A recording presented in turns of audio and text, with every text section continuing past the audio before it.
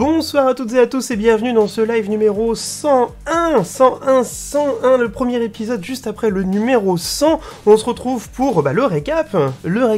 Comme d'habitude, voilà, on change pas une équipe qui gagne. Vous pensiez que j'allais faire quoi? Changer de maison, changer de titre, changer de... Non, rien du tout. On reprend comme d'habitude avec un numéro somme toute très traditionnel, avec un récap, un gros récap. On va commencer assez rapidement parce qu'il y a quand même pas mal de choses à dire. Je sais pas s'il y aura beaucoup de contenu, mais en tout cas il y a beaucoup de trucs différents dont j'aimerais discuter. Et puis comme je suis une pipelette, du coup ça va durer des heures. et ensuite on se dirigera vers le prototypage du robot Holonome, puisque le règlement de la Coupe de France de robotique n'étant pas encore sorti, on continue de travailler sur la base en espérant que tout ira bien quand on choisira la stratégie pour notre robot. Mais j'en reparlerai aussi tout à l'heure dans le récap. Et il y a Fernand MLO qui est arrivé entre temps. Bienvenue Fernand. Comment vas-tu? Allez, on commence. Donc, commande ref et contexte. Comme d'habitude, vous avez l'habitude maintenant. Si vous voulez savoir de quoi qu'on parle, qu'est-ce qu'on fait ici. Et d'ailleurs, j'ai même pas mis, je viens de me rendre compte, le résumé du live sur ma commande. Mais en tout cas, il y a tous les liens dont on va parler tout de suite en récap. Donc, c'est parti. Hop. Et on va commencer tout de suite avec FreeCAD par Real Tender. Alors pour une fois, on va aller sur le Patreon de Real Tender, parce que vous le savez, ou vous le savez peut-être pas, Real Tender est un développeur qui s'est mis quasiment à 100%, je pense, il me semble. Oh, il est arrivé aux 1000 € par mois. Alors, je suis très content parce que du coup, il n'était pas à 1000 € par mois tout à l'heure quand j'ai fait le lien de la page. C'est très très cool. Donc du coup, Real Tender est un développeur qui travaille sur la version Linkbranch 3 de FreeCAD. Donc c'est une version qui à la base était une version un peu dédiée à la partie assemblage de FreeCAD, avec un nouveau moteur d'assemblage qu'il développait, et pour ça il avait besoin de modifier en profondeur le FreeCAD et corriger un certain nombre de bugs. Et finalement, il s'est avéré qu'à force de travailler dessus, a commencé à pas mal améliorer les choses, plein de petits détails qui font qu'aujourd'hui, ça me semble être la meilleure version, si on n'est pas trop regardant aux bugs, pour travailler et pour utiliser FreeCAD. Personnellement, c'est celle que j'utilise, il y a des mises à jour tout le temps. Et là, il nous a fait un truc très très cool que j'attendais depuis longtemps. On en avait parlé, je pense, avec FreeCAD France aussi sur le Discord. C'est quelque chose qui permet de très rapidement paramétrer l'interface de FreeCAD.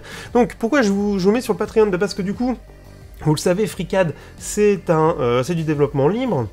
Il n'y a pas vraiment de gens qui sont payés pour travailler dessus, et donc du coup, lui, en échange de son travail qu'il réalise sur FreeCAD, du coup, on peut, sur son Patreon, lui donner un petit peu de pécule tous les mois, et puis devenir contributeur de son travail. Je pense que c'est important de soutenir ce genre de choses, ce genre de personnes, parce que voilà, il fait vraiment un taf de fou, et on va regarder ça tout de suite, parce que j'ai installé, en tout cas j'ai téléchargé la nouvelle version. Donc la nouvelle version, si jamais vous voulez la tester, hop, il y a le lien FreeCAD, regardez, elle est sortie juste hier. Voilà, et il y a pas mal de choses qui ont été modifiées. Je vais pas... Regardez tout ça, regardez tout ce qui a été modifié. Donc ça, c'est sur la version stable, et la daily, elle rajoute pas mal de choses. J'ai pris la daily pour qu'on essaye un petit peu ce soir. J'ai vraiment pas tout regardé, mais il y a juste un truc que je voudrais vous montrer et qui est super cool, c'est justement cette personnalisation de l'interface. Pour ceux qui me suivent sur YouTube, vous savez que j'ai fait une petite vidéo pour aider à personnaliser l'interface, parce que l'interface de base, alors c'est pas exactement celle-là, je l'ai refaite vite fait là, vite avant le live, mais c'est un truc qui ressemble à ça, qui est, bon, personnellement pas très sexy, je trouve, pas très accueillante, le fond est un petit peu pas très beau aussi. Donc du coup, il fallait aller techniquement, alors dans édition, les préférences, modifier plein de trucs, etc., etc. Bon, et bien maintenant, regardez, alors c'est un peu caché, mais vous allez dans Outils, Preset Configurations, et là vous vous dites, hey, mais j'aimerais bien un overlay Dark Theme. Voilà, vous attendez que ça charge, et regardez, magnifique. Alors, par contre, il m'a remis le premier. Et voilà, et donc on a directement, alors vous pouvez le faire, hein, vous pouvez repartir de la version Vanilla de FreeCAD une fois que vous l'avez pas configuré. Et là, en un clic, bam bam bim, vous avez une version qui déchire. Et ça, c'est plutôt super cool. Alors, il a fait un truc, je suis pas sûr d'apprécier. On va essayer de voir un peu comment ça se passe, mais il a mis la vue, une partie de la vue combinée de LED à droite. Moi, je la préfère à gauche, enfin, j'ai l'habitude à gauche. Donc, on va voir ce que ça donne. En tout cas, c'est très très cool. C'est con, mais en vrai, c'est très très cool. Et regardez, je vais pas tous les montrer, mais si jamais vous n'êtes pas content, vous pouvez revenir sur le précédent en faisant un contrôle-clic, et du coup, il va vous revenir. Alors, il met pas tout au même endroit, mais je pense que ça sera corrigé par la suite. Il y a des trucs rigolos, hein. On va essayer, on va revenir sur l'overlay. Ah oui, mais si je clique sur contrôle... Voilà, vous en avez un light aussi. Je vais pas... Regardez, attention, pétage d'yeux dans 5, 4, 3. Et encore, ça va. Franchement, il est relativement équilibré. C'est pas un blanc pétant derrière. Donc non, au final, ça va. On va revenir sur le dark theme. Voilà. Et il a fait un truc aussi pour les... écrans petits ou grands, enfin voilà, il y a des choses comme ça. On peut faire un truc qui est un peu, voilà, qui agrandit un petit peu les fontes. Alors, par contre, moi ça va pas du tout, ça. Donc on va revenir en arrière. Et il y a aussi la possibilité d'avoir les toolbars et les menus en vertical. Voilà, d'avoir ce truc là sur les côtés et d'avoir en haut en fait juste les ateliers. Alors personnellement je suis pas ultra friand de ça. Peut-être la barre d'atelier que je garderai, enfin j'en sais rien, je sais pas trop. En tout cas moi c'est pas mon kiff, donc je vais revenir en arrière. Mais en tout cas voilà, ça existe, ça marche. C'est rapide. S'il l'a implémenté, c'est que ça va être amélioré au fur et à mesure qu'il y aura des retours de la communauté. Et ça, c'est hyper cool. Et entre temps, il y a du monde qui est arrivé. Salut Edgar City. Salut Bras Cassé. Free Geek, je viens d'essayer la dernière version, j'arrive plus à avoir les ateliers en menu déroulant, ils sont avec les autres icônes. Alors, t'es sûr qu'il est pas caché parce que regarde, moi il arrive dans le coin là. C'est un petit peu chiant d'ailleurs, tiens, j'avais pas vu ça. Bah, c'est encore à l'état comment dire, de bêta, hein, donc ouais, fais remonter si jamais il y a des trucs comme ça qui t'embêtent et qui bougent, parce que je pense que c'est quelque chose qui était relativement attendu par la communauté, donc du coup, voilà, essaye de voir s'il n'y a pas des choses à améliorer. J'ai vu qu'il y avait plein de trucs, plein d'améliorations graphiques, le moteur de rendu aussi a été changé, on peut le changer, je l'ai pas encore fait. Il y a un autre truc aussi, c'est sur la boussole là, le cube. Si on va ici, je sais pas si c'était fait avant, mais il me semble que voilà, on peut modifier le cube size directement ici, le step by turn et aussi les couleurs du cube size. Je trouve ça assez cool. Bon, on va pas le faire là, mais du coup, si, enfin, je sais pas moi, si le highlight vous voyez en rouge par exemple, hop, vous avez le highlight en rouge. Voilà, tiens, regarde, on va le mettre en orange, nous, on va le mettre en orange caribou. Alors, entre les deux, l'orange caribou. Voilà, et donc du coup, on a un highlight, hop, en orange caribou. Si c'est pas magnifique. Ça sert pas à grand chose, mais je trouve ça assez cool de se dire qu'on peut vraiment tout paramétrer. Salut Hardman. On peut faire un thème Fusion 3. Bah du coup, le thème Light ressemble un peu au thème Fusion 360. Tu peux la remettre en faisant glisser, je regarde. Ok. Bah, du coup, dis-moi si c'est un bug ou pas. Salut David DoupC59. Salut Wizado. C'est cool comme ça évolue, FreeCAD. Ça et l'atelier MacMaster peuvent me faire migrer. Et bah écoute, c'était juste après. Tu parles de l'atelier MacMaster, je ne l'ai pas encore testé. MacMaster in FreeCAD, voilà, j'ai vu ça sur un tweet. Si vous êtes sur Fusion 360, vous savez que vous avez la possibilité d'ajouter des pièces directement depuis MacMaster. Donc il y a quelqu'un qui a fait exactement la même chose dans FreeCAD. Voilà, parce que pourquoi pas. Et là par contre, je ne l'ai pas du tout regardé, j'ai vite fait regarder le topic, j'ai vu que c'était un petit peu en cours. Voilà, ça a vraiment été posté hier, quoi. Donc c'est très récent. Je sais même pas. Il est disponible dans les add-ons? On va les regarder. J'imagine que c'est MacMaster ou un truc comme ça. Bon, sinon on passera à la suite, mais... Non, il y a le Maker... Non, il est pas encore dispo. Mais, bon. En tout cas, c'est plutôt cool de voir que, effectivement, il y a des choses comme ça qui apparaissent, et ça, c'est ouf. Salut Bibi le fantôme. Moi, j'ai fait CTRL plus clic sur Vertical Split et c'est revenu. Ah, super Free Geek. Super. Bon, bah, remarque... Mais ça vaut peut-être le coup de lui faire remonter. Ah oui, non, parce qu'il avait mis les... Oui, c'est les tabs qui s'affichent. Ouais, c'est peut-être ça. Salut, c'est Kian, comment ça va? Du coup, je vais pas aller plus loin, je trouve ça fou, donc suivez le taf de Real Tender si vous êtes sur FreeCAD, même si vous y êtes pas et que vous pensez avoir envie de passer à FreeCAD, bah regardez ce qu'il fait parce qu'il y a vraiment un dev de dingue dessus. Et puis, si jamais il y a des nouvelles choses qu'on voit comme ça pendant le live, bah, ça nous permettra de voir s'il y a des bugs, de potentiellement les faire remonter, ou alors s'il y a des nouveaux trucs qu'on n'avait pas vus et qui ont l'air très très chouettes. Donc voilà. Allez, du coup, hop, news suivante.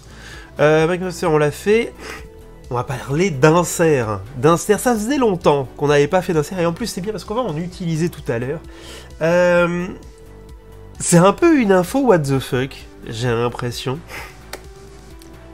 Vous connaissez peut-être, je sais pas par où commencer, c'est un peu bizarre. CNC Kitchen, qui est un gars qui fait de la review d'impression 3D de manière générale et qui teste énormément de techniques autour de l'impression 3D, et il a fait énormément de choses, notamment autour des inserts, autour de la solidité des pièces, il a fabriqué des plastiques, enfin bref, suivez CNC Kitchen, c'est un super super youtubeur, super gars, et franchement c'est hyper intéressant ce qu'il fait, et pour une raison que je ne m'explique pas, il a sorti une gamme d'inserts avec son logo, tout ça, machin, disponible sur Amazon. Donc, je vous ai mis le lien. Voilà, il y a le lien Amazon. Et donc voilà, vous pouvez acheter des inserts CNC Kitchen. C'est incroyable. Je trouve ça fou. Franchement, en plus, ils sont pas si chers que ça. 100 pour 11 €. C'était des inserts un peu premium, hein, on est d'accord. En plus, il en a fait aussi un peu la promo. Voilà, il a essayé de trouver l'insert qui allait bien. Il y a un insert particulier qui est 1/4 de pouce là. Et on se dit, mais pourquoi les autres sont en métrique et celui-là est particulièrement en 1/4 de pouce? Parce que c'est un insert qui vous permet, qui est compatible avec les vis pour les appareils photo. Voilà, et donc du coup, boum, vous voyez un peu tout ce qui peut se passer dans votre tête. Si vous faites un peu de photos, que vous voulez avoir des trucs un peu custom, et ben voilà, il y a des inserts qui existent et qui sont dédiés à ça. Je trouve ça assez cool. Est-ce que je vais refaire mon set d'inserts avec les inserts CNC Kitchen? Peut-être qu'on les essaiera, du coup. Ce qui me dérange un peu, c'est que il a deux standards, les shorts et les standards. Et les standards sont en 5.7 et les miens, je préfère des inserts en 5 mm, et les shorts, je ne sais pas s'il a mis la taille. Ou alors faut les choisir après. C'est genre ça, et après tu choisis le short ou... Ouais, je sais pas, j'irai regarder. En tout cas, ouais, standard, short. Le short, si c'est du 3, ça peut être intéressant pour moi. Le 5.7 est un peu long, je trouve. Voilà, ouais, j'ai plutôt tendance à travailler avec du 5. Mais à voir. Mais du coup, voilà, des inserts. C'est fou quand même cette histoire. Voilà, c'est incroyable. Salut Rosaline, salut le Bernet. Moi je sais, j'attends les inserts barbe. Bah non, là c'est CNC Kitchen, il a tué le game. Salut Gaucharade, on est insert caribou avec une belle coloration orange. Ah, ça pourrait être assez drôle. Le short en M3 c'est du 3 mm. Ah, alors attends, où est-ce que tu as vu? Moi je l'ai pas vu. C'est celui-là? Oui, t'as un set standard, un set short. Quand tu sélectionnes le set de short, tu as toutes les tailles dans une image. Ah oui, d'accord, c'est un set et il te donne toutes les tailles. D'accord, ok, je comprends. Ah, bah écoute, le M4 c'est con parce que j'en utilise pas du tout. Le M5, pourquoi pas. M5 et M3. Ah là, ça commence. Celui-là commence à être intéressant quand même. Bon, en tout cas, c'est vraiment cool. Et si en plus ça me fait parler de CNC Kitchen, moi ça me fait plaisir. Ça me fait plaisir. Salut Rocatel. Bref, voilà, des inserts CNC Kitchen. Nous n'utiliserons pas d'insert CNC Kitchen ce soir, désolé. Mais l'intention est là. Oh, jouette. Attendez, j'ai fait une petite coquille. Que je l'ai rajouté à l'arrache avant de commencer à jouer. Voilà. Avant de commencer le live. Oui, alors juste avant le live, j'ai vu popper ça dans mon fil YouTube. Robert Cowan, vous connaissez Robert Cowan parce que j'en parle assez souvent. En fait, un gars qui fait beaucoup de bricolage, mais notamment qui participe à des combats de robots, qui fait des robots de cinglés. Franchement, c'est un taf de dingue, aussi bien des petits robots que des gros robots. Et là, il a fait une review que j'ai pas encore vue du coup, mais de jouer BattleBots avec une arène, avec des robots qui sont vachement connus dans la fanbase BattleBots. Bon, c'est des comment dire. C'est des produits qui sont assez courants hein, chez BattleBots. Il y a souvent des jouets comme ça qui sortent selon les saisons. Mais du coup, voilà, lui il en a testé. J'ai pas encore regardé à quoi ça ressemble. Ce qui me fait marrer, c'est qu'il y a quand même l'arène avec les pièges et tout. Je trouve ça assez cool. Donc, je sais plus avec qui on en parlait sur Discord juste avant de. Ah oui, c'était avec Triman. Du coup, bah voilà. Donc, si vous savez pas quoi demander pour Noël, et bah regardez les jouets BattleBots. Il y a même, je l'avais pas vu, c'est un petit bumper pour les marteaux. C'est n'importe quoi. Bref, voilà, jouez BattleBots. Faites-en ce que vous voulez. Je trouve ça assez rigolo. Il y a les petites manettes, il y a les petits trucs pour jouer avec vos enfants ou même avec vos amis. Pourquoi pas. Et voilà. Allez. Alors après on était encore sur des news un peu what the fuck. Alors là celle-là elle est assez incroyable. Coupe le son. C'est le Robotic Unicorn de Xpeng. Donc c'est un robot que j'ai découvert grâce à Loki le dev. Suivez Loki le dev sur Twitch qui fait des robots aussi. Et c'est voilà, la tranche du robot, c'est celle-là. Alors a priori, j'ai pas encore trouvé de date de sortie, mais le concept du robot, c'est un robot pour jouer avec les enfants. Et c'est un robot sur lequel normalement l'enfant peut monter à dos du robot, voilà, peut chevaucher le robot unicorne. Donc le robot licorne. Et pourquoi pas? J'ai envie de dire. Donc il y a quand même un proto, il y a quand même un truc. J'ai pas trouvé beaucoup d'autres vidéos que celle-ci. Merci Astérix, hein, merci beaucoup. C'est assez... Je sais pas quoi. Je sais pas quoi dire. Honnêtement, je sais pas ce que ça vous évoque. On est quand même sur à une époque assez particulière, je trouve. Je trouve. Salut Virtual Labs, comment tu vas? Ce truc a une tête à vouloir draguer le spot de Boston Dynamics. Alors je sais pas ce qui pourrait en sortir entre une fusion entre le robot licorne et le spot de chez Boston, avec son bras à l'avant là, en mode des images formidables sont en train de popper dans ma tête. Je sais pas si c'est une bonne chose vraiment. Flippant. Cool pour les neurologues, à moins de mettre un casque. La robotique, une aventure pour les jeunes. Je crois que... c'est le sorteur qui rond. Et c'est vraiment, vraiment très particulier. Après, je trouve le design assez classe, pour le coup. Maintenant, je sais pas où on va avec tout ça. À chaque nouveauté, tu repenses à un épisode de Black Mirror, mais c'est clair. Exactement. On pourrait la promener avec la laisse. Tu promener l'enfant ou promener le robot? Là, ça devient bizarre, hein. On est d'accord qu'on est sur quelque chose d'un peu étrange.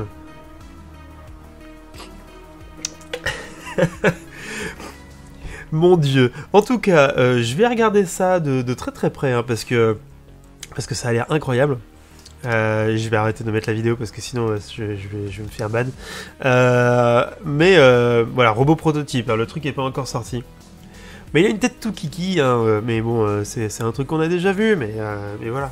Ils ont pas trop... Vous sentez qu'ils ont pas trop mis une licorne avec une grande corne, hein, c'est pas trop dangereux non plus. Hein. Contrairement au poney, tu n'as pas à changer de fumier. Exactement. Exactement, mais j'ai trouvé une autre vidéo où ils expliquaient tout le concept aussi, où il y avait une base aussi, où le robot allait sur sa base, se recharger, machin, etc. À la niche Enfin bon, bref. C'est fou ce qu'on peut vendre avec Blender. C'est clair, c'est clair. Bon là, je sais pas si ça... Bon là, ça a pas l'air d'être du Blender, mais tout le reste là, ouais, c'est un peu...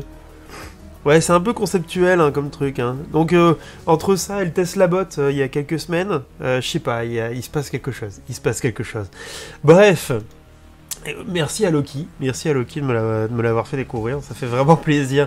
Allez, ensuite, on va voir du côté de Robin Reiter. J'en avais parlé de Robin il y a très longtemps, parce qu'il avait fait ses dispensers pour composants de surface qui avait l'air assez cool. Il avait fait un design sur Thingiverse de mémoire, donc en impression 3D, qu'il a pas mal fait évoluer.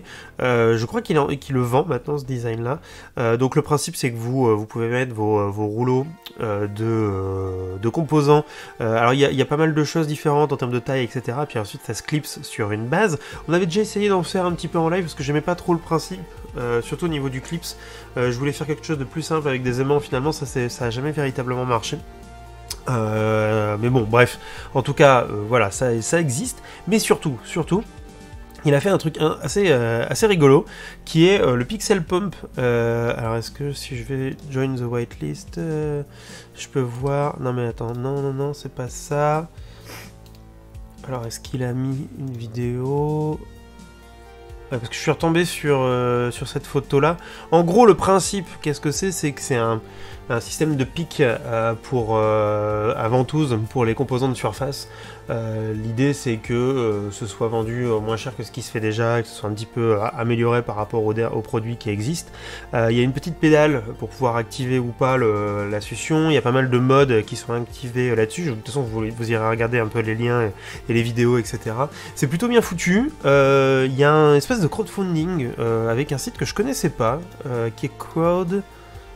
Attends, je crois que si on revient en arrière... Crowd Supply, voilà, je connaissais pas ce site.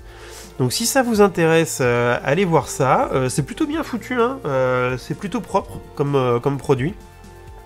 Et ça, voilà, ça permet de faire un ensemble de tables en plus du traditionnel fer ou système pour souder les composants, pouvoir faire du pick and place à la main.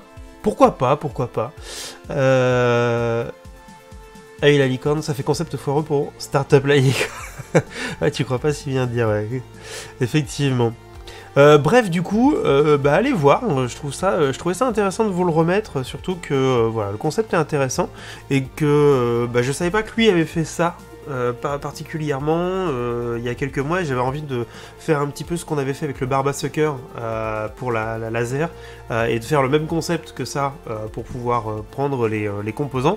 Et finalement je me suis un peu fait doubler, mais avec un design qui est quand même vachement plus propre et des idées que j'avais pas du tout.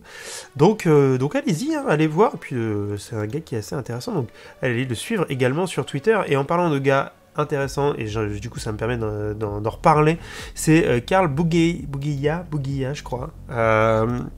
Donc vous le connaissez très certainement parce que j'en ai déjà parlé, mais c'est un gars qui fait qui a une chaîne YouTube qui fait particulièrement des choses avec des PCB flexibles. Il fait plein de trucs assez rigolos où il essaye de motoriser ça, de les faire vibrer, de les faire sauter, etc.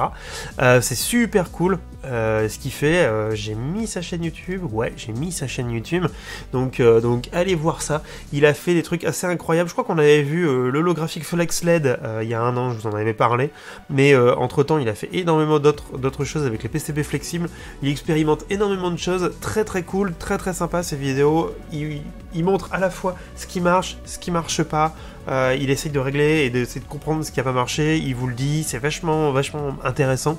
J'ai jamais fait de PCB flexible et j'avoue que j'en ai jamais eu besoin, mais il y a pas mal de choses que j'aimerais bien faire avec ça. À chaque fois il essaie d'avoir des concepts assez minimalistes comme le petit robot, où il y a juste un seul PCB et avec les moteurs sont le PCB eux-mêmes. Enfin vraiment il y a des trucs très très cool, donc allez voir son taf.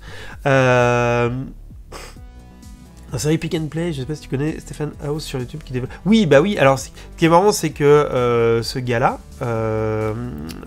Alors, attendez, je vous le copie-colle. Voilà. Ah, c'est pas lui. Attendez. Allez, j'ai oublié un S, je crois. Oui.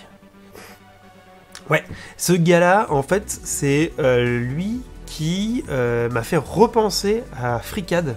Juste avant que je switch pour Fusion, parce qu'il avait montré sur son Twitter que toute sa pick and place, il l'avait refaite sur FreeCAD. Et là, j'avais fait wow, attends, moi la dernière fois que je m'étais arrêté sur FreeCAD, ça avait pas l'air aussi dingue.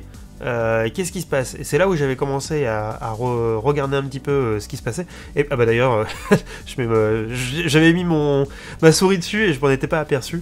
Mais du coup, voilà, toute tout son petit robot là a été refait sous FreeCAD. Et effectivement, il a une super chaîne YouTube, donc allez voir, c'est super cool aussi ce qu'il fait. Bonsoir les gens, je vous ai manqué, ne répondez pas. Mais oui, tu nous as manqué, Forceman, bienvenue à toi, comment vas-tu? Et du coup, pour finir, ouais, allez voir Carl Boguilla. Il est vraiment très très cool, ça me permettait un peu d'en parler. Et du coup, pour finir, petit truc pour la semaine prochaine, attention, c'est important. Le 18. Alors attendez, comment est-ce que je vais faire? Allez, revenons sur la page d'accueil. La caméra d'accueil. La semaine prochaine, samedi prochain, le 18, notez ça dans votre tablette, il y a la présentation du règlement 2022 de la Coupe de France de robotique.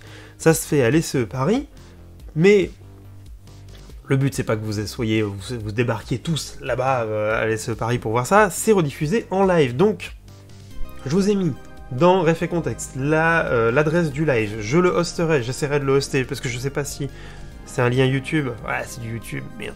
J'espère qu'ils vont le mettre sur Twitch, je sais pas. Mais en tout cas, je vous referai un lien sur Twitter, sur Discord, etc. pour vous dire que ça sera en live. Normalement, si tout se passe bien, si pas d'arrêt foireux de je sais pas quoi, etc. Moi j'y serai, alors pas en direct du coup, si en soi je serai dans la salle pour voir la présentation de ce règlement, si tout va bien. Et le soir, donc le samedi, voilà, le live sera décalé à samedi, le samedi soir. Normalement, on aura le règlement et on fera une petite review du règlement, on relira ça, on essaiera d'inventer un petit peu ce qu'on pourrait faire pour le règlement. On fera ça, ensemble, ça sera cool. Du coup, je décale mon live du dimanche au samedi, donc soyez là, samedi 21h, je le remettrai sur les réseaux, etc. Mais en tout cas, on fera la semaine prochaine une revue du règlement 2022 et on essaiera de voir un petit peu, qu'est-ce qu'il y a de nouveau, quelles sont les actions, combien de points ça fait, qu'est-ce qu'il vaudrait mieux faire, quelles actions on va pouvoir réaliser assez simplement avec nos robots, qu'est-ce qu'on va devoir modifier, enfin bon, bref, commencez à réfléchir, comme n'importe quelle équipe qui fait la coupe et qui va avoir le règlement le soir. Bref, j'espère que vous serez là, pourquoi pas samedi et dimanche. Tout simplement parce que déjà j'avais prévu de décaler le live de dimanche à samedi et ça tombe bien parce que c'est pas mal parce que le lundi d'après il faut que je me lève tôt, donc très tôt et je pourrais pas faire un live suffisamment en forme, etc. et jusqu'à tard dans le soir, donc on décale tout ça à samedi tout simplement. Ah oui, ça se tourne un petit peu dans le chat. Mais non, on est content, Forceman, on est content que tu sois là. Bien évidemment. Ne l'écoute pas. Aïe, pas la tête. Bref, suivez la présentation du règlement en live quand même parce que ça va être cool. Et puis on se retrouve le samedi à 21h pour ce live. Et peut-être que je serai accompagné, je sais pas, je demanderai à mes collègues de l'équipe s'ils veulent être là pour regarder un petit peu ce règlement, mais on aura déjà eu le temps d'y penser et de réfléchir à tout ce qu'on pourra faire dans le train à mon avis. Enfin bref. Voilà ce qui se passera la semaine prochaine. Oh bonsoir Durs, comment vas-tu? Salut Caillou. Et voilà, et je pense que j'ai jamais autant speedé autant de news pour un live en 30 minutes quoi. C'était grand V et il va falloir que je boive un peu parce que j'ai mal à la gorge du coup.